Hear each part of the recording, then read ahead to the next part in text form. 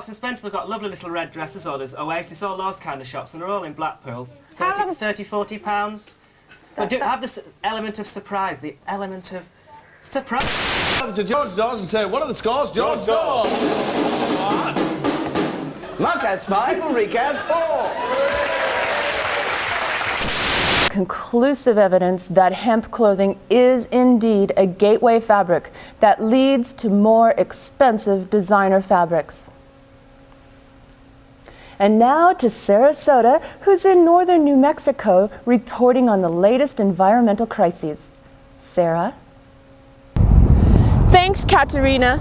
I'm standing here in the shadows of the Sangre de Cristo Mountains, just north of Espanola, New Mexico. And what appears like a mirage is actually for real. Large blue and white flowers are literally bulging off these desert plants. The reason? No one seems to agree, and it's leaving many experts bewildered. I talked to Jane Jaramush, a leading botanist in floral mutations. It used to be they would only bloom once a season, but in the last 4 years I've seen an increase in the number of blooms, and it just seems like it's year-round.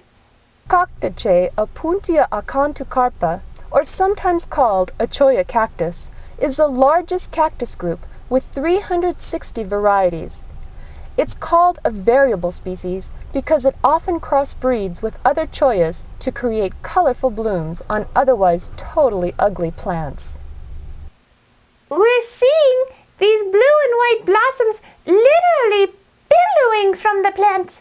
This is a very concerning mutation. Although strongly debated, scientific data suggests that these particular brick structures are the root cause. Research suggests that structures such as these literally suck in the sunlight and in most cases will stifle, perhaps by radiation, the surrounding natural environment.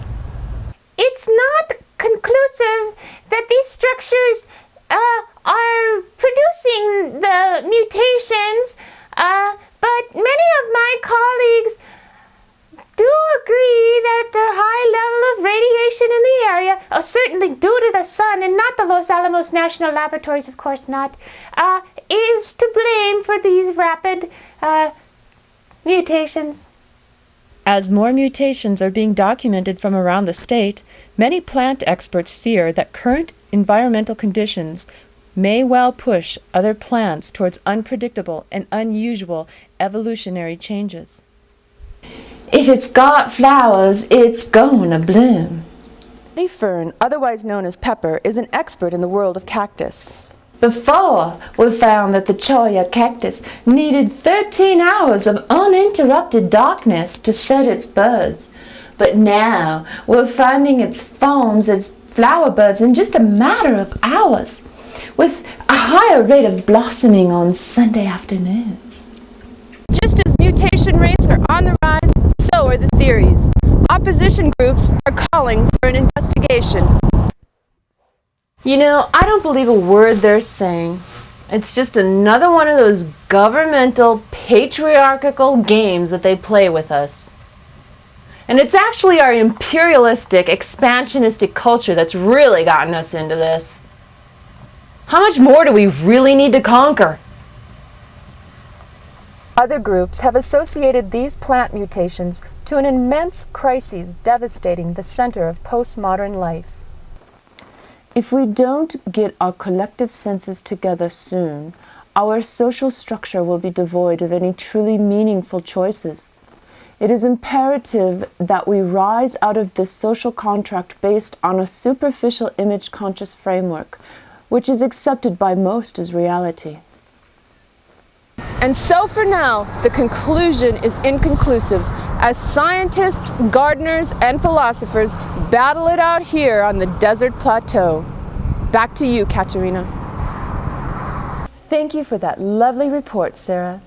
Coming up next, Toe Jam. Is it the next penicillin? Stay tuned. Apples, peaches, pumpkin pie. Who's not ready? Holler I. Let's all play hide and seek. Apples, peaches, pumpkin pie. Who's not ready, holler I. Let's all play hide and seek. Yeah!